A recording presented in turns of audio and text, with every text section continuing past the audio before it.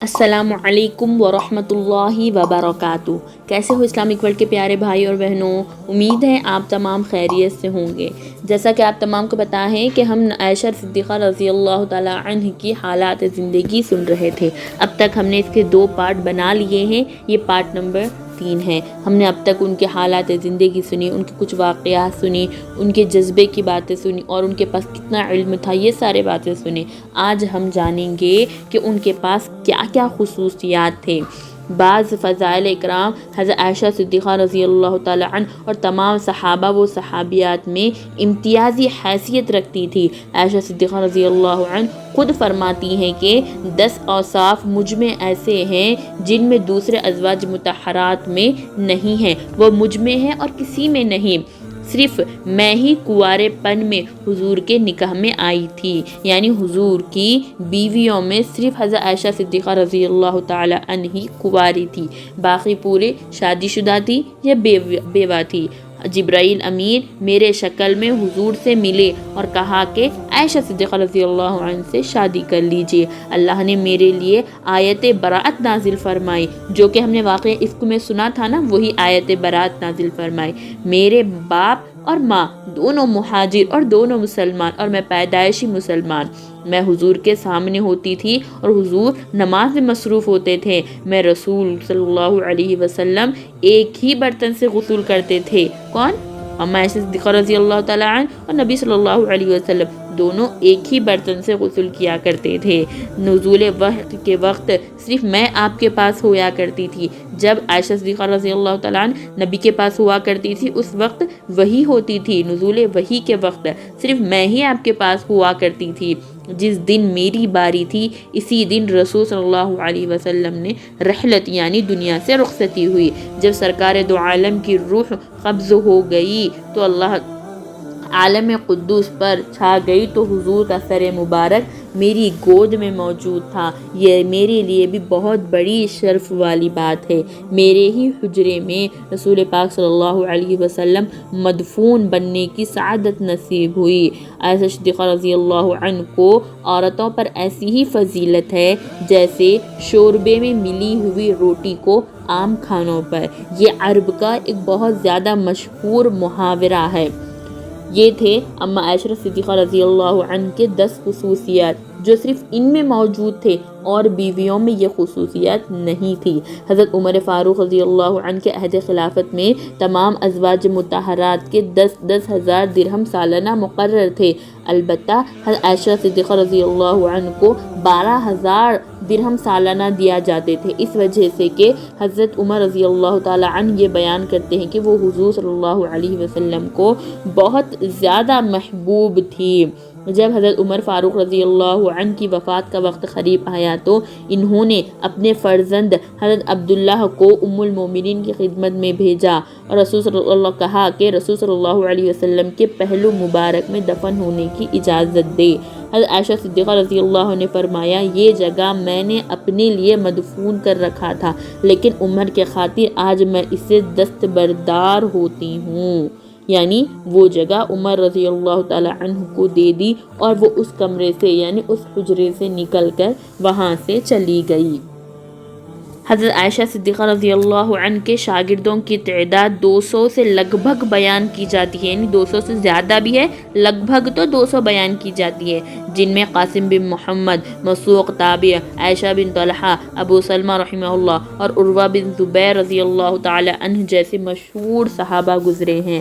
یہ بہت زیادہ دین کا کام کیا کرتی تھی اور بہت زیادہ پڑھایا کرتی تھی۔ ان کا علم کا یہ ذریعہ تھا کہ بہت زیادہ توجہ سے پڑھایا کرتی تھی۔ اور ایک مرتبہ کا واقعہ ہے، حضرت عائشہ صدیقہ رضی اللہ عنہ کے سامنے کسی نے بیان کیا کہ ابو ہریرہ رضی اللہ تعالی عنہ کہتے ہیں کہ 3 چیزیں نحوست والی ہے، عورت، گھر اور گھوڑا۔ حضرت عائشہ نے فرمایا، ابو ہریرہ نے آدھی ہی بات سنی۔ جب ابو ہریرہ آئے تو نبی نے پہلا فقہ یعنی پہلی بات کہہ چکی تھی۔ وہ کہہ رہے تھے کہ یہودی کہتے ہیں، نہ کہ حضور کہتے ہیں۔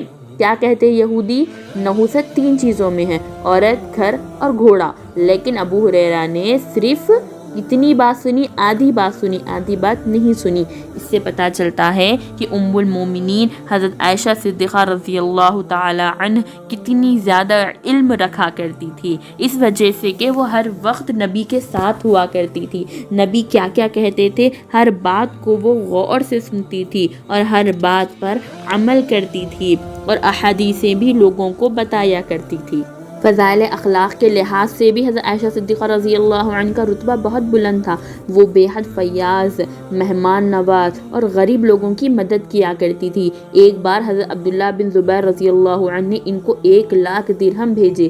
انہوں نے اسی وقت سب رقم غریبوں اور مسکینوں میں تقسیم کر دی۔ اس دن روزے سے تھی۔ شام ہوئی تو خادمہ نے کہا، ام المومنین کیا اچھا ہوتا آپ نے اس رقم سے کچھ گوشت ہی افطار کے لیے خرید لیا ہوتا۔ فرمایا، تم نے طبیعت کیوں نہیں دلایا؟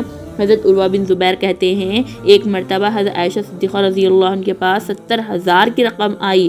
انہوں نے سامنے کھڑے کھڑے وہی اللہ کے راستے میں خرچ کر دیا اور کہا کرتی، اگر میں فوت ہو جاؤں اور اگر میرے گھر میں درہم موجود ہوں گے، اللہ مجھ سے سوال کرے گا، میں کیا جواب دوں گی اللہ کو؟ اسی ڈر سے جبھی بھی میرے پاس کوئی رقم آتی ہے فوری میں اس کو اللہ کے راستے میں خرچ کر دیتی ہوں۔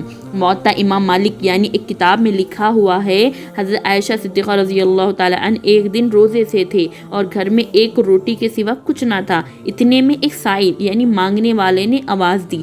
انہوں نے باندی کو حکم دیا کہ یہ روٹی سائل کو دے دو۔ باندی نے کہا، شام کو افطار کس چیز سے کریں گی آپ؟ ام المومنین نے فرمایا، یہ تو تم اس کو دو۔ شام ہوئی تو کسی نے بکری ہدیہ میں بھیجی۔ باندی نے فرمایا، دیکھو اللہ نے روٹی سے بہتر ہمیں دیا ہے۔ یہی بات تھی کہ ام المومنین بہت زیادہ وسیع دل کی تھی، بہت بڑا رتبہ تھا ان کا۔ ام المومنین رات کو زیادہ حصہ عبادت میں یا لوگوں کو مسائل بتانے میں صرف کرتی تھی۔ ان کا دل بہت زیادہ نرم تھا اور بہت زیادہ محبت کرتی تھی، شفقت کرتی تھی، دشمنوں اور مخالفوں کو بھی معاف کر دیتی تھی۔ مشہور شاعر صحابی حضرت حسان بن ثابت نے واقع افک میں غلط فہمی کے بنا پر حضرت عائشہ رضی اللہ تعالیٰ عنہ کی مخالفت کی۔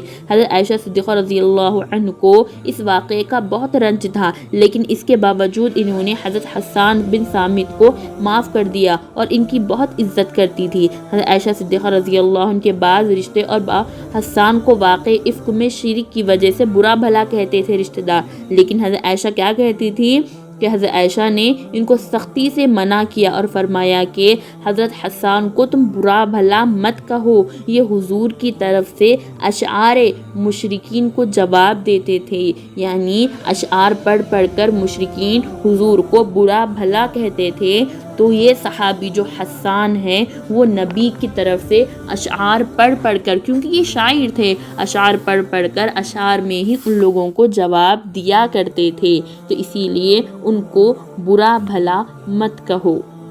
اما عائشہ صدیقہ رضی اللہ عنہ عبادت الہی سے بے انتہا شوق رکھتی تھی۔ فرض نمازوں کے علاوہ سنتیں اور نوافل بھی کثرت سے پڑھا کرتی تھی۔ تہجد اور چاشت کی بھی نماز کی پابندی کیا کرتی تھی۔ حج کی شدت سے پابند تھی اور رمضان کے روزوں کے علاوہ نفلی روزے بھی رکھا کرتی تھی، وہ بھی کثرت سے۔